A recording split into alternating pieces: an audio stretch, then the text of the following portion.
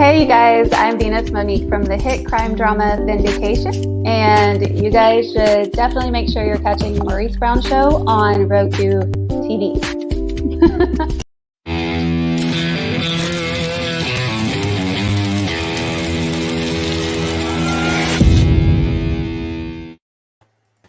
Yeah, hello everybody, and welcome to the Maurice Brown Show special edition. We've got Jarod O'Flaherty of the hit faith-based crime drama Vindication, along with 4 mystery guests. We're at the halfway point of Vindication, and there have been a lot of interesting developments up to this point. Can't wait for the second half of the season. What we've done, Jarod, how are you, bro? Hey, it's good to be back, Maurice. Always appreciate your support of the show. Man, I can't say enough cool things about Vindication. I love this show, and we've got 4 mystery guests on the show today, and we're going to bring them all out and allow them to introduce themselves. Now, I'm going to do this based on what I remember. So we're going to go, and she's going to clean it up for me. But you guys remember the donut lady who was really giving Detective Gary Travis the business. Let's go straight to her right. With no further ado, actress Marie Diese. Hello, Marie. How are ya? Hi, I'm good. Thank you. Thank you. Surprise! I'm the first mystery guest. You were really good in your episode. I'll tell you right now. You were giving Gary Travis the business. You were not playing around about your donut shop. I don't play around with my sacred donuts. So, indeed, I was. It was a lot of fun. Awesome. And then we're going to bring on another character who came on in episode, oh my gosh. I'm going to tell you right now, this episode for me personally, and I always say this to you, Jarod, like I love season 1, but there was one episode in season 1, and they were all great episodes, but episode 5 of season 1 was like my episode. Like it brought tears for me. In episode 2, and we're at the halfway point, but so far, episode 4 is the one that's the real tearjerker for me. Like, it's just an amazing episode as season 2 begins to become more intense. You can feel something ominous or extremely intense coming. It's the Perspectives episode in episode 4, and it features a young actor by the name of Daquan Ryan. What's up, Daquan? How are you, bro? I'm good. How y'all? Man, Daquan, you're awesome in episode 4, man. I'm going to tell you right now, you are awesome in episode. And that was actually at the end, and then you came on and you were featured actually in episode 5. Daquan, welcome to the show. Thank you. It is a treat to have you on. I cannot wait to see what happens with you, but we're not going to give up any information. I'm not going to press you out, Daquan. Don't worry. I can't wait, though. I can't wait. And we're going to bring on another actress who was, and correct me if I'm wrong, Jarod, but she was in episode 3, and she had a very emotional role there as some issues arose with her dad, and she was very convincing. Her character was very convincing and genuine, and I thought she did an absolutely terrific job. What's going on there, Mike and Dave? Let's bring on Tinley Stitzer. Hello, Tinley. How are you? Hi, guys. I'm good. I'm happy to be here. It is great having you on. You did a great job in episode 3, Tinley. You had me convinced. I thought it really happened. Thank you. It was really fun to do. Yes, it was really good.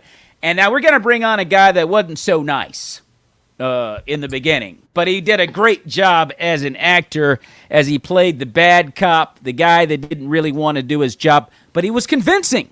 Like, I say, that guy didn't want to do his job. So he fooled me, but I'm sure he's a really nice guy in real life. Ladies and gentlemen, please welcome to the show, actor Zach Miser. What's up, Zach? How are ya? Hey, how are you, Maurice? Good to see you, man. You did. Hey, dude, you did a great job in episode 1. I would love to see more of your character. You know what I could see, and Jarod, of course, you're the director. But I could see a great redemption story for Zach's character. What do you think? Hey, always a possibility, especially in Vindication, right? It's never what it seems. Well, Jarod, I appreciate you picking these 4 mystery guests, man. I tell you, can you give us a little background on how you decided on bringing these guys aboard for the show?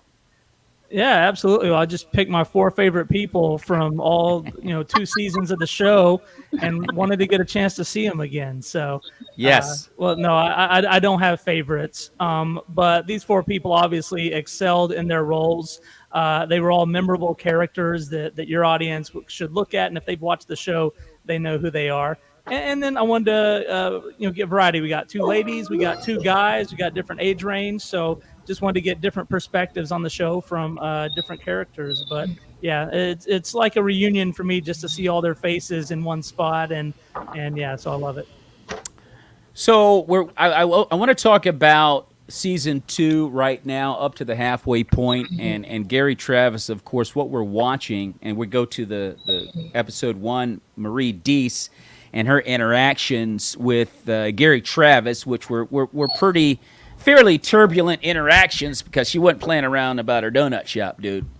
But the thing is, Gary Travis is going through a transformation, and just talk a little bit about what's actually happening as season 2 begins. Sure. Well, I guess that question's for me. I can't wait to hear from these other guys, but I'll answer that one. Yes.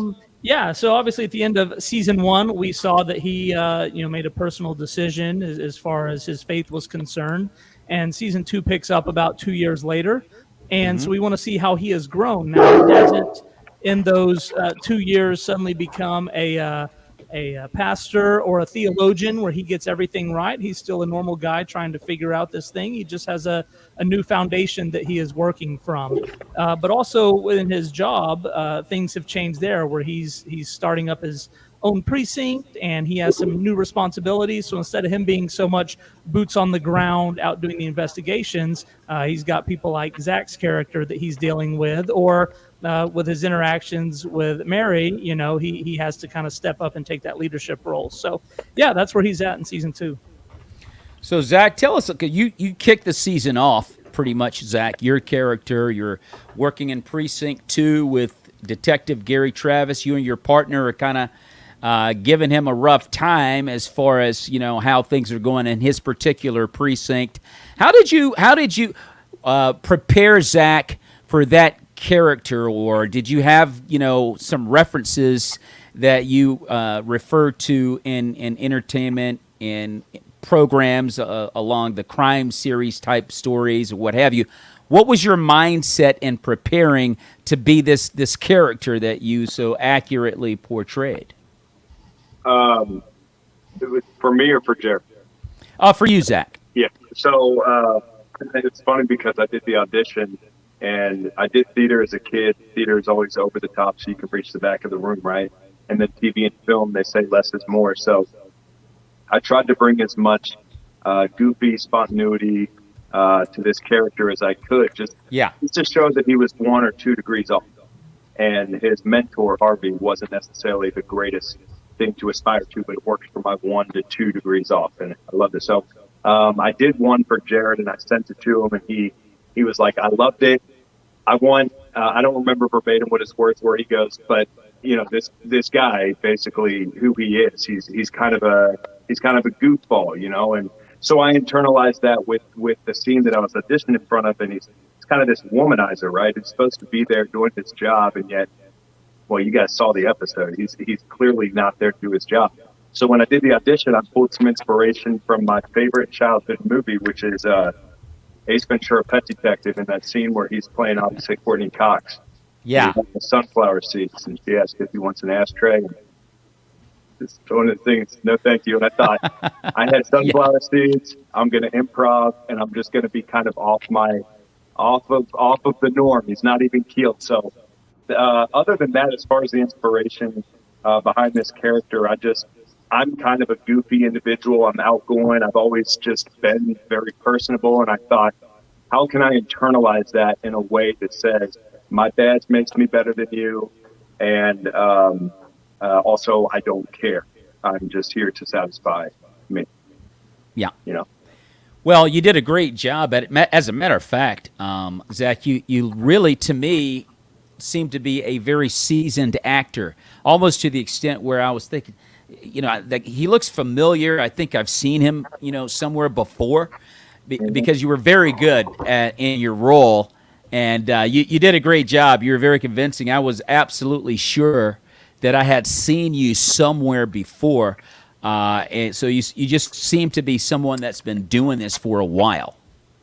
Thank you. Yeah, I've been in Marvels. I played Captain America, so.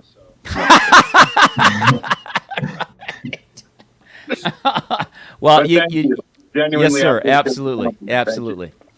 Jarod, were you going to add something? If I could jump in there, I want just Yeah. to share about Zach, and not many people would know this except those that were on set. But for several of his scenes, we would shoot it multiple times, not trying to get it just right, but it's like, Zach, show us what you got. So the first one, we're 1 or 2 degrees off, and then the next one, we're 10, 20 degrees off, and by the end, I'm like, okay, man, let's just break the knob off and just go all out, and it was hilarious stuff that in the editing bay, it's like, oh, this is great, but we had to kind of center it to make sure we didn't go too far off the tracks for what needed to happen in the scene. But some of the things that happen in the scene where he gets back to the precinct and was reporting to Detective Travis in episode 1, several of those things ended up in the final cut were Zach originals. They weren't in the script. It was just him, hey, do your thing, ad-lib a little bit, and that's what ended up in the final cut. So a little behind the scenes there. So we go to episode 3, and we have a men's small group Bible study. And Tinley, your dad, is a part of this men's Bible study. And some issues arise with him as he's trying to kind of put his life together. Clearly, there's a great need for him to do that. A good guy, but, struggling with some demons. And you're a part of that episode. Tell us about, Tinley, your preparation going into episode 3. Yeah, well, it was like a fun character to play because I feel like I do have a lot of similarities with Hayden, but like situationally very different with like my family life. So I really tried to just put myself like in the world and like think about everything that she's been through with like having just her dad with like divorced parents and having her dad like seeing her dad like getting beat up. Like that's never something I've seen, which would be funny if I did. But so I like really enjoy just like putting myself completely in somebody else's shoes, and I guess that really helped me instead of trying to relate it to me. I've often found it's very difficult to really project genuine emotions, particularly when it comes to crying. I was in the film Love Different in 2016 with Jen Gotzin in the most intense and emotional scene of that film, and it was the first film that I had ever been in, and there was crying involved. Now, thank God I didn't actually have to boo-hoo, but I had to get close, and the characters in the scene, they just flat out cried, and I watched them, and I'm like, and as a matter of fact, before we shot the scene, they prayed themselves up to the emotion of crying. Like they were like in tears before we shot. They prayed themselves to tears, which I thought was amazing, right? And we shoot it, and they knock it out, and I was just blown away. How did you, Tinley, prepare yourself for tears in episode 3? I remember like that moment, like being on the floor in like the kitchen, and there was like the actors playing the police officers, and I remember like hearing them joking around and like they were getting their blocking and stuff, and I just remember staring at the floor and like trying to tune everything else out and like really have my own headspace about it. And so I guess that's what my preparation was. I was like, okay, I could joke around with everyone, but I like this is my time to like just have my own like thoughts and really think about what had just happened to my character. Awesome. You did. I'll say, Maurice, I can throw something in on that. So I don't recall that the script specifically said that she had tears and she was crying, just that she was frightened. So Okay. when we go to do that first take, of course, I'm sitting in the director's chair. I've got a screen in front of me, and the camera kind of moves into position, and Tinley starts delivering her lines. And yeah, there's like tears falling and stuff. And I remember who was next to me. They're like, "Oh, dude, she's already crying." And it was like, oh, wow, okay. And that was, that's one of those things, like you said, with your experience on set, you kind of got to work up to, you've got to prepare. If I expected the scene to have crying and that type of emotion, I would have told all those cops and people that were horsing around, hey, cut it out. Let's give Tinley the environment she needs. But this girl, man, she just got there on her own, and we're like, whoa, that's great. Okay, now do that on every take. So Yeah, you got to love it. And really, our good really buddy, impressive. our good buddy TC Stallings sends a shout out to everybody, which actually leads me to my next question as I shift over to Daquan now in episode 4, the end of episode 4, going into episode 5, where that is your episode, Daquan. And I thought, and this question really is for you, Jarod and Daquan, because the way you filmed Perspectives was absolutely amazing. So you have this interaction between Trey, T.C. Stallings' character, and Kenneth, who's played by Gary Nation, who's the good old boy Confederate flag waving guy, and they have this engagement after the tension with the gun. You had the gun pointing his face. You got the gun away from him. Okay, now let's just talk, right? And he started telling his truth about how he viewed other races. Now, whether we agreed with him or not didn't really matter. It was his truth, and everybody's entitled to their truth, right? Whether we like it or not. Hey, look, that's your truth. But it was so raw, like you had to kind of sort of respect a guy as far as, okay, well, that's where he's coming from. You still got to go to jail, dude. But I thought it was interesting how you handled it. Now, when he goes into jail, Daquan's character's coming out, which I thought was genius. And then we get Peggy Schott interacting with Daquan's character, and then we go to episode 5. Daquan, tell us a little bit about your preparation for episodes 4 and 5, season 2. Well, really, I just took like inspiration from my cousin, because like Anthony and my cousin really, they mirror each other real closely. And Okay. So I just basically copied his attitude. He's really reserved. He doesn't talk much, and he's just, he's a cool dude. Like, yeah, I just took inspiration from him. Well, I tell you, what was interesting in episode 5 was where, you were tempted to take the cell phone, and, it turned out it was great the way you set it up, Jarod, because we were all like, oh, he took the phone, and then all of a sudden he did take the phone. And it was just kind of interesting the way, because the viewer is thinking one thing and then you go in another direction. So I just like the way that you kind of crossed everyone up with that one. But Daquan, give us a little background on your acting experience. Okay, so I started theater acting at the age of 7. I kept that up for like 5 years until I was like 12. Then we moved to Dallas, Texas. Okay. And I didn't act all throughout high school and nothing like that. So I actually just got back into acting last July, like film acting and stuff. Wow. So, yeah, that's when I first got my agency too. So Vindication, I booked that like 2 months later, and it was really exciting.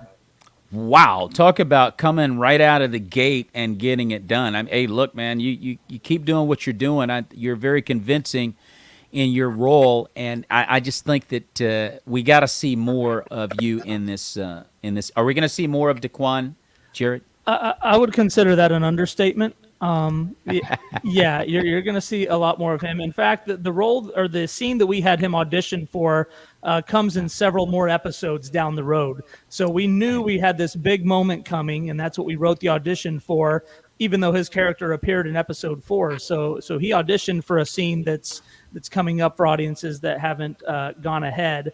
And yeah, you see a lot of his character coming up. In episode 4, when his character is being released, I don't know if Daquan remembers what I said to him as he's walking down that hallway in the prison. But, this is the first time you see his character. You've heard him talked about. And I went to him, I said, hey, when you're walking down this hall, I want anyone who sees you to think that you're in here for murdering 20 people, that you're the baddest dude in this whole prison, and that Becky is making a horrible mistake by coming to visit with you, you know? And man, this guy can tell stories without saying a word. You know, his character is quiet for the first couple of episodes and maybe beyond, but he can tell stories just through his eyes and his facial expressions that I think are just such a great asset to the series. Well, you know, that's the beauty in Daquan's acting, is the fact that he's doing it with really demeanor and facial expressions and subtle movements that speak volumes. And it's amazing, Daquan, how you're able to do that, because you don't have a lot of verbiage at all, at least so far. And yet you're saying a lot with just the way that you're just kind of moving. And your expressions are like understated to the point where it makes the viewer want to know, well, what is he thinking? Because the theme is so deep or so serious. So for you to only be a part of acting for such a short period of time, Daquan, the sky is the limit for you, man. I'm going to tell you that right now. At the Bible study in episode 4, it was interesting. Actually, let me go back to Maurice Diese. The gentleman that you blew away, okay, the guy that ended up hitting the deck in episode 2, he gets into this physical exchange with Gary Trapp. What is that actor's name, Jarod? Oh goodness, I was bragging today that I know everyone's name. I would have to look that one up because he was just with us for a couple of scenes in a short period of time. But yeah, I can look that up for you and let you know. Anyway, that guy, I mean, he just had a small part, but he was so demonstrative in dealing with Travis, and you know, he's gone, and again, next thing you know, Maurice Dice's character puts him away, and she had to do what she had to do. I totally get it. And should we, Marie, give us a little background on your acting? Oh my gosh, I'm what's known as the oldie but goodie around here. I go back to the late '80s working. I started in Dallas, moved out to LA in '93, worked out there. Doing sitcom work, Fresh Prince, Family Matters. I was on General Hospital for a couple of years, things like that, and then moved back here in 2002. And have continued to work, and just, you know, I was so blessed that this came along when it did. I love the idea. A very good friend of mine did casting for this, and you know, I was so excited about the show being here in the Metroplex, and just the idea of the faith-based background of the show is so needed. And so, you know, I've been around a long time, but probably longer than at least 3 of the people here on the screen may have been born. But you know, here I am. I'm still plugging along. There you go. Well, you know, it's just all good. I mean, it really, you know, people kind of break out at different points of their lives, but you know, they break out, and it's always a good thing. Going back to episode 1 and 2, you know, Mark, your character, although it wasn't that extreme, was dealing with an issue that we have with, you know, bad cops or bad law enforcement officers. And there are a lot of bad ones out there, but there are way more good cops out there than bad. And I think, Jarod, the way that you kind of attacked, I don't know if it was your intention or not, to kind of bring out the fact that, you know, hey, look, there's some bad cops out here. And, you know, it's like, wow, you know, maybe we should draw a little bit of attention to the fact that they're out there, but they're way more good than bad. How did you feel, Mark, about, Zach. Zach, how did you feel about taking on this character? You're muted, Zach. Zach, you're, there you go.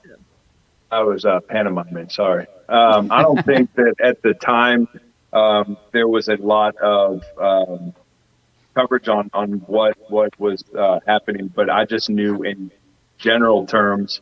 I mean, I grew up in a smaller township with some of those cops that you could tell wore their badge for the authority, but they didn't wear it with a heart behind the badge. You know, it was just more of a, I'm better than you. So I didn't explain that when I was doing my my background, but I'm not going to say where I grew up. I don't want to put anybody on blast, and I'm sure that those people. Oh no, absolutely, by now. But I think that just you know, and Watts didn't see it that way.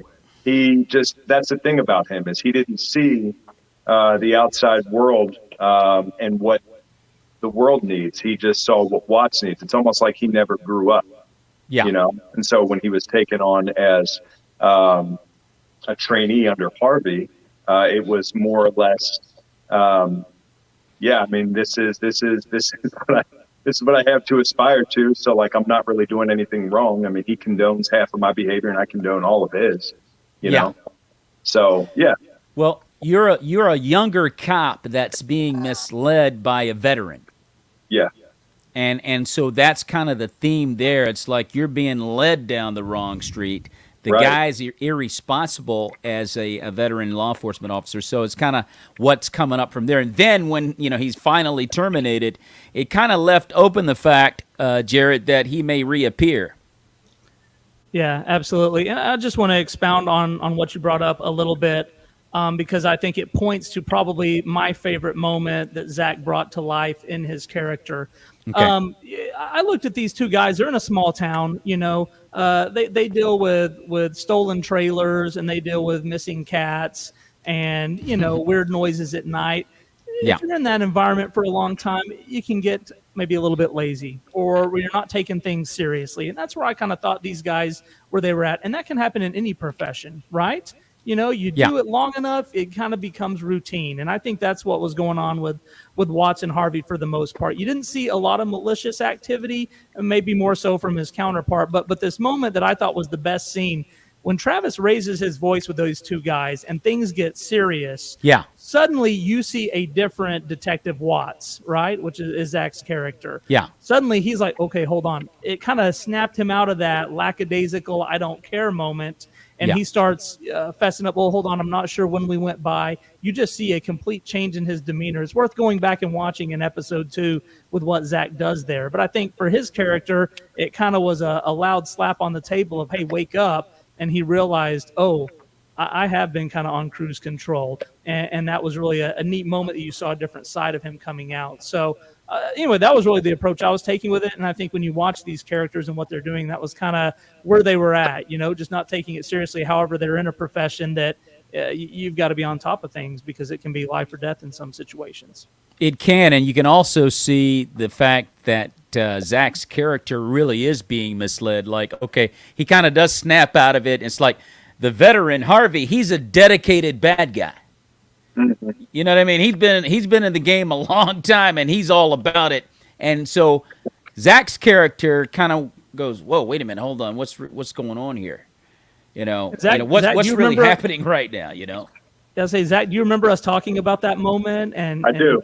Yeah, I do. I thought it was really cool that we got a chance to talk about this, because I knew going into this character that because I'm a TV and movie fan. So if an actor who's a bad person plays and does their job well, I hate them, right? I mean, that's just how it's built in the script, is for them to be the bad guy. You're not supposed to like them. And so I knew that going into the script from the first time that the camera pans up and sees me and my doodle and me and my demeanor and me and all of my childish ways as a cop. So what I wanted, and I talked with Jarod about this, I think this is what you were going to say, was I wanted the last moment before I left that precinct. Yeah. I wanted the audience to feel, oh, look at this little kid who's finally realizing that his whole world's about to be flipped upside down. And maybe he's going to make a change. Maybe there's a possibility of some redemption, of some vindication, right? No, I that's exactly the image that you conveyed to the viewer. And, you know, when you guys went out to do the investigation to visit this complainant about the issues that occurred at her house the night before, you guys were investigating her, and it looked like you initially meant business, but you're drawing a photograph of her with her Pappy's T-shirt on. I said, oh, man, he's really taking good notes there. Yeah. Got the really, That was pretty good. Job. Yeah. Yeah. That was pretty funny. But, you know, I just love the way that you did that role, Zach, and I certainly love the way, Jarod, that you wrote that one up. And no, it's a great opening to it. And then you start building. And it starts to become more intense. Everything starts to become more intense in episode 3 in Tinley's character, because you're dealing with a lot of. This guy's a single father, and he's got one child who's in her teens. And I guess the message, Jarod, correct me if I'm wrong, that you're trying to give the viewer is, hey, it's a single parent, and he's trying to do what he's got to do to take care of his home. Would that be correct? Yeah, I think that's certainly the case. You could tell by the relationship that she and him had, at least in that episode, that he's done his part as a father. He's been a good father. She respects him.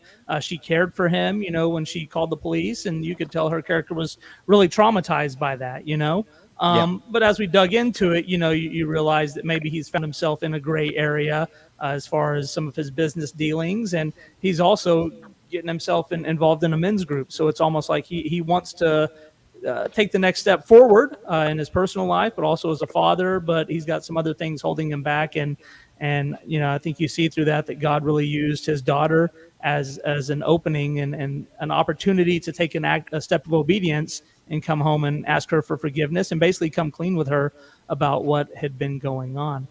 So I don't know if you were going to touch on this one, Maurice, but one of the things that Tinley did in that episode you may not even realize or think about is the 911 call that Chris plays back when she is at her desk. Okay.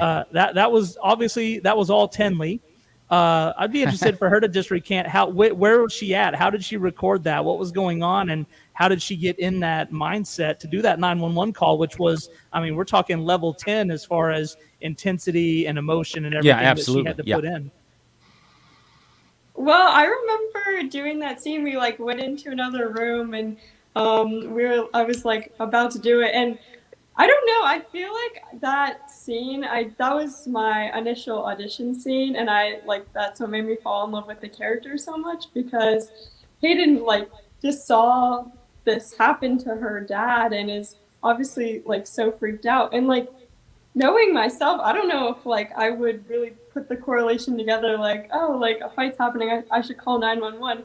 So I thought that was interesting that her mind went there first and kind of had that like smart thought. So I just think like in my head going into that scene, I just imagined like the fight, like a few weeks leading up to when we filmed. Every day I would just like think about every fight move that would happen, like exactly like if there was blood and like all this stuff, just so I had the visual. So right before I went into it, I could see what happened so it can motivate the call. Well, you were in episode 3, you went out to the garage and you were kind of trying to find out exactly what your dad was up to. What is he involved in exactly? And you found some evidence that, you know, he's doing some unscrupulous stuff. Now, are we to be led to believe, Tinley, and I guess this could be for you, Jarod, but I'll ask Tinley, are we to be led to believe that this is something that you're just discovering about your dad, or you were always aware of it? I think that she was just discovering it. I don't think that she ever thought her dad would like be involved in crime, just because that's never been her reality. So I think she was like seeing that fight. It was so like crazy to her, and that's why I think she freaked out so much that she had to call 911. Okay, that was kind of interesting. And do we expect to see Tinley return in the season? Yeah, well, I can answer that one. You know, after we shot that episode, we hadn't completed the rest of the season as far as the script, and it was like I went back and said, hey, we got to find an opportunity for this character to come back. And it was very organic because her dad does appear in episodes 4 and episodes 5 because he's a part of the men's Bible study group. So, yeah, we came back and said, if we can make this happen, we need to find an opportunity for her character to come back and maybe we even learn a little bit more about her. So you can expect in the future there's going to be a little more depth that you will learn. Well, listen, I want to thank you guys for being on the show. I am excited about season 2. That's going to, well, let's see, episode 6. The second half of season 2 drops tonight at 12 a.m. on PureFlix, everybody. So if you want to stay up late, if not, you can see it at some point tomorrow. But it does drop tonight at 12 a.m. Episode 6 of Vindication. Before we get out of here, Marie, let me just go around the panel here and start with you. Do you have any upcoming projects on the horizon? Yes, I am currently appearing in a play in Dallas at the Kalita Humphreys Theater called A Very Sordid Wedding. And I just found out the other day I am in the first 2 episodes of the season premiere of Claw, which now they're saying is going to premiere the day after Christmas on TNT.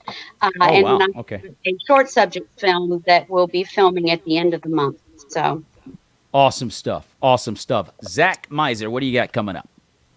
Oh, I've got my hands in a couple of pots, but obviously it's always something else. What's next? But Right. as far as projects, I've got a few projects that are underway. I've got a few projects. One that I'm not allowed to say. It's just going to be. It's big. It's big for me. It's going to be the first national cable spot that I have for a pretty big TV series. So I'm excited for that. And as soon as I can, I'm going to put it on blast. I'm really excited about it. It's a period piece. And then, I just, like she had said and some conversations I've had with Jarod, I feel, not that I feel like, nothing's being done, but I just feel like there's so many more avenues, so many more areas, so many more, venues that we could hit in the faith-based community, TV and film.